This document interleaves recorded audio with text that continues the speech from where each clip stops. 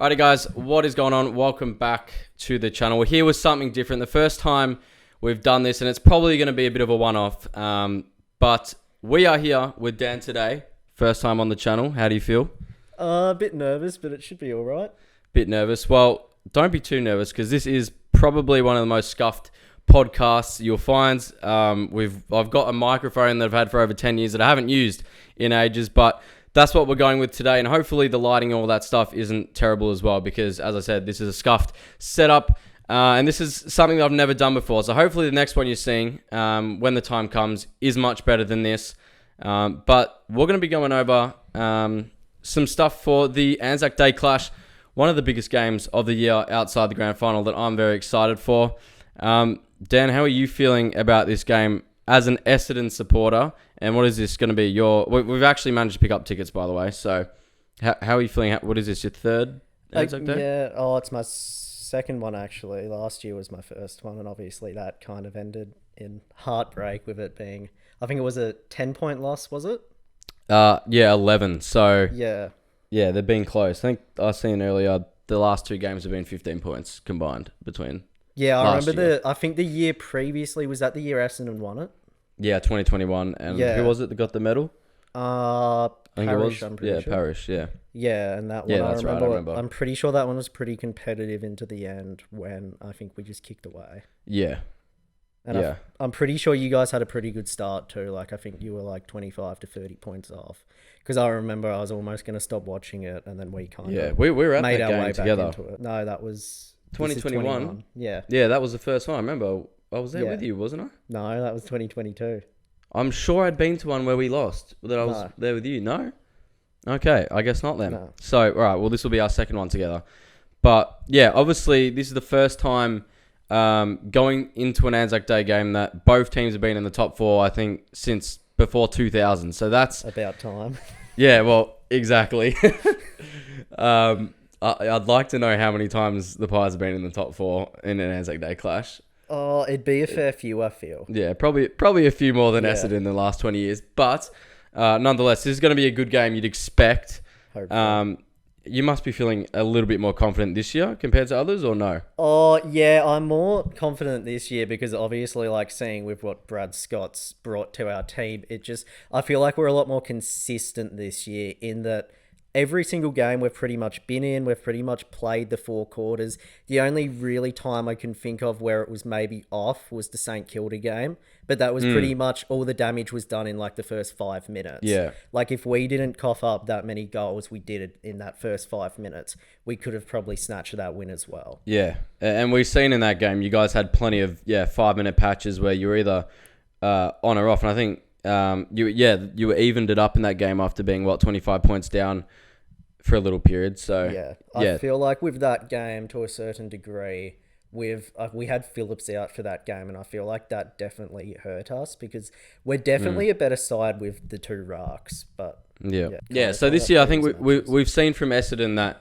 their ability to probably stay in games and fight back when things aren't going their way has probably been a lot better. Like, I don't think you guys haven't been flogged this year. It's only early, obviously. Yet. But compared to last year, we've probably seen...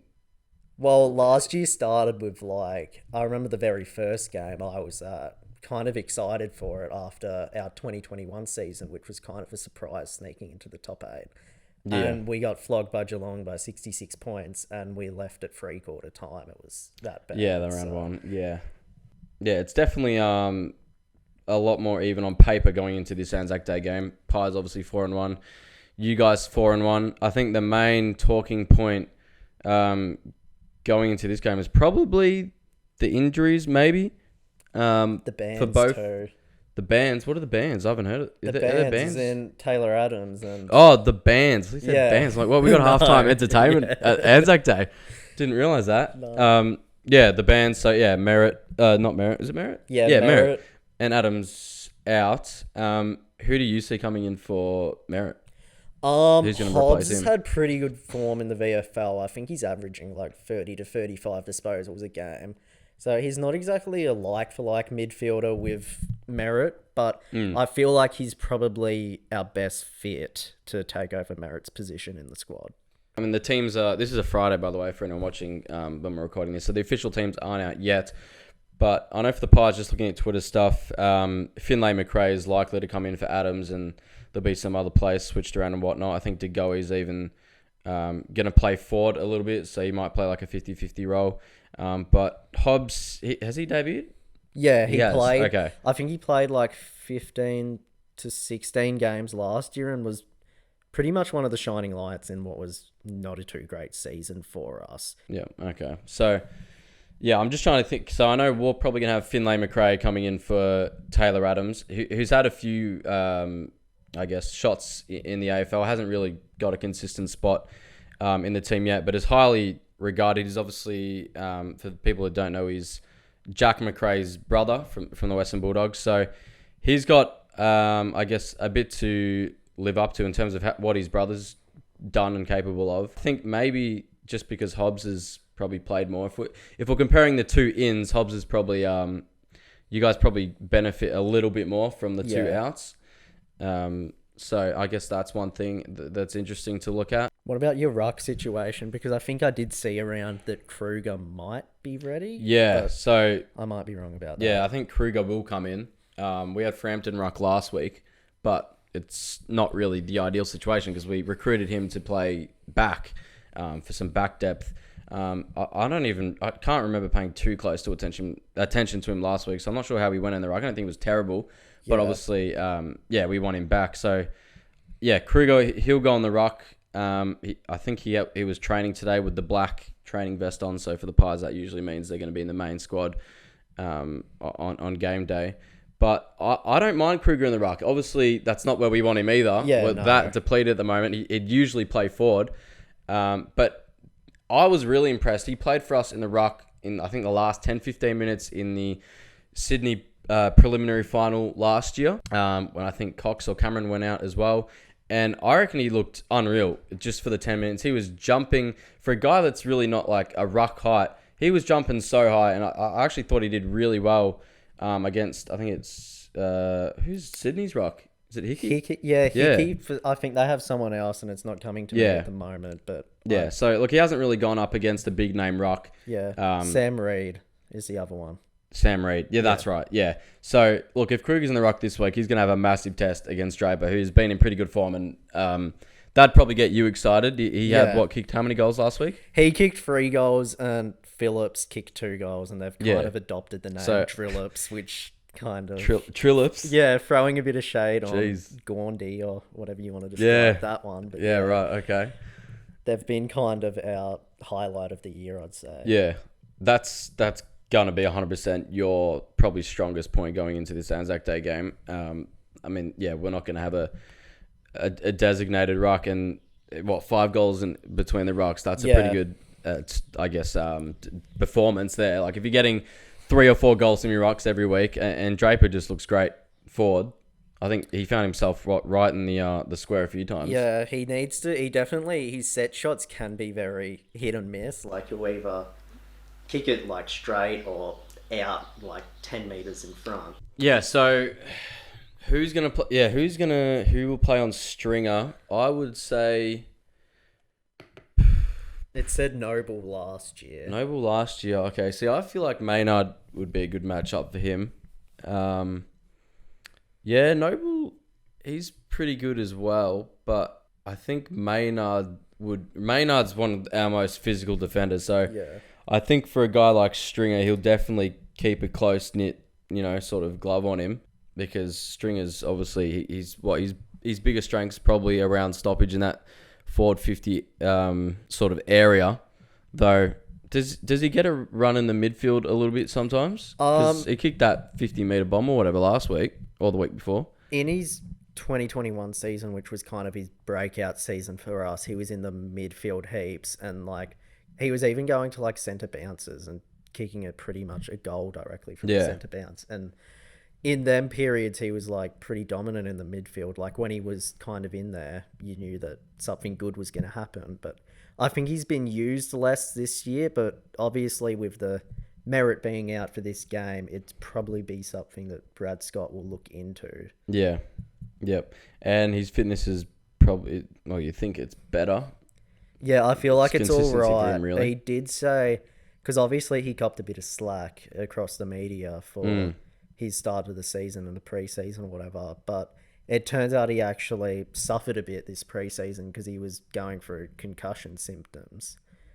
And he seems to have recovered from that. And so far, he's been pretty good fitness wise. Yeah, I see. I think with the potential of Degoe playing a similar role, like he did play the same role as Stringer before. In the last few years, he's been predominantly in the midfield for us, which he's been doing great at as well.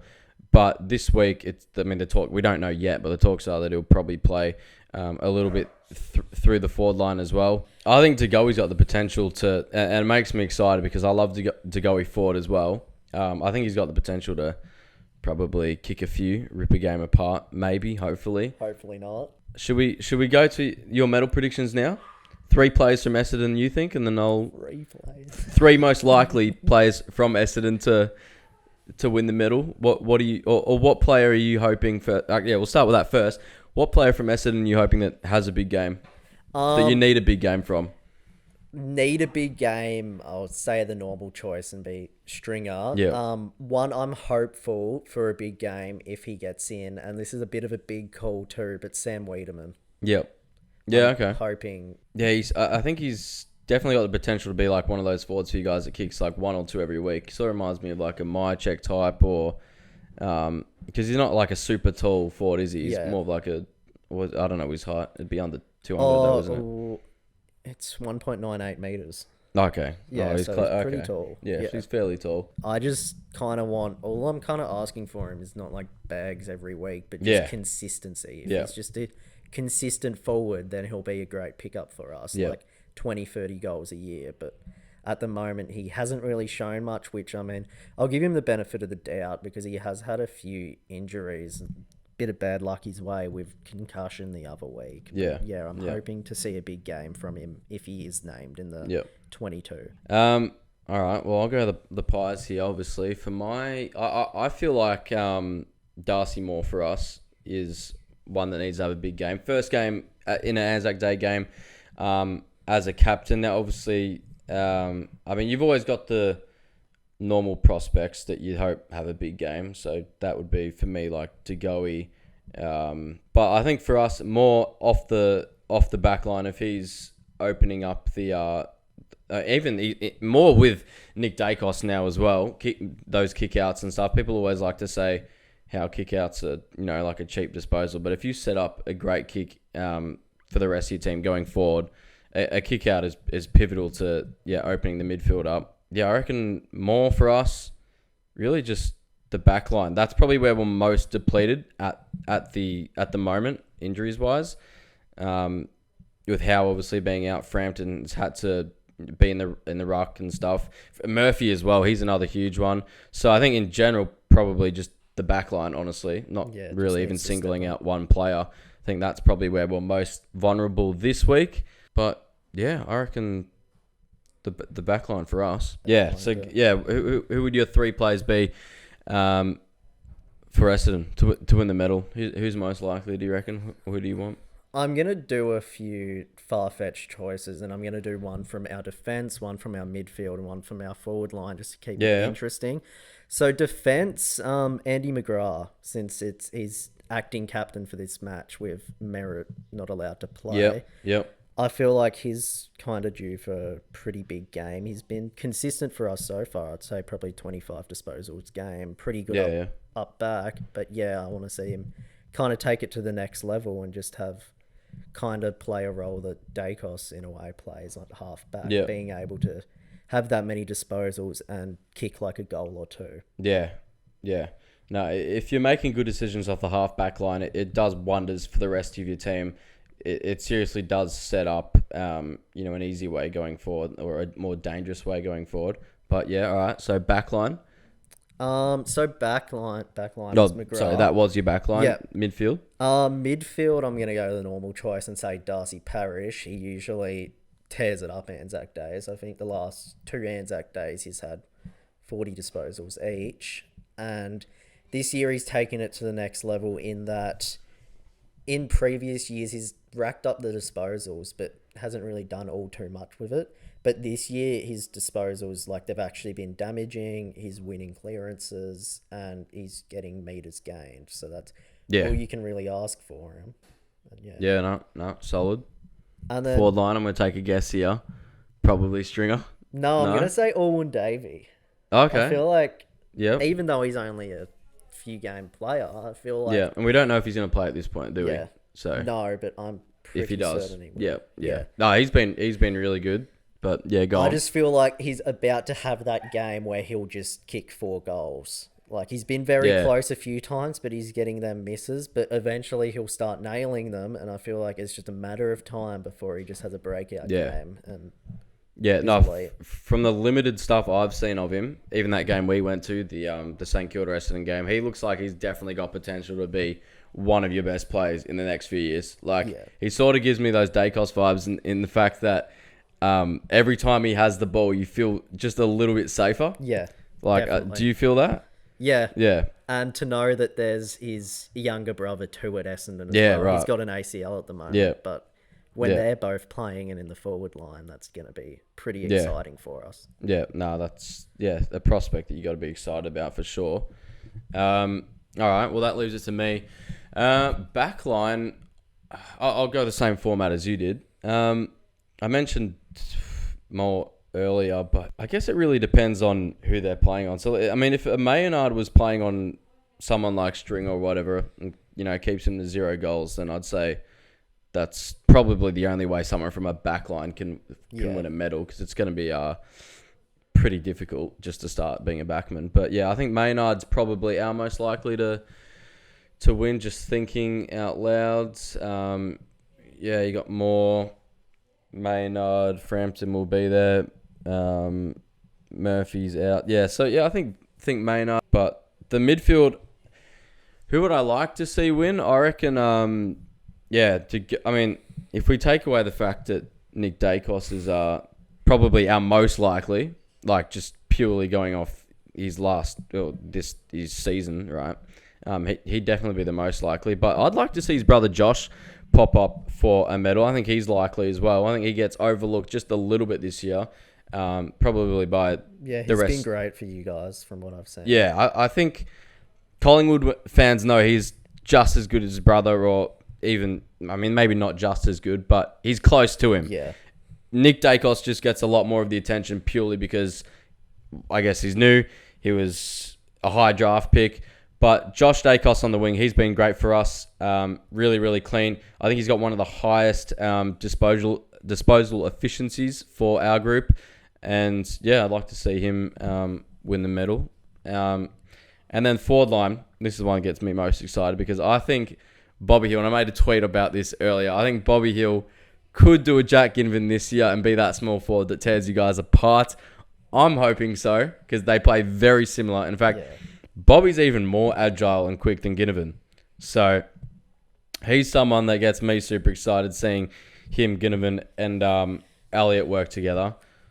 So I think Bobby Hill, and I might even put a little bit of money on Bobby Hill, to be honest. I reckon he's got a good chance. Smoky chance? Yeah, I think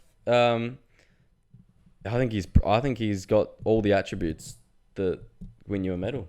Yeah, from Collingwood games I have seen this year, he's definitely been the standout. Like, he's always kicking goals for you guys. Like, yeah, he's been consistent. He hasn't kicked him, I think, 3 at the moment. So he'd probably have to kick 4 or 5 at least. Yeah. Like, in my mind, I've got to think about Nick Dacos, right? All right, we've overcome another technical difficulty, but we're back.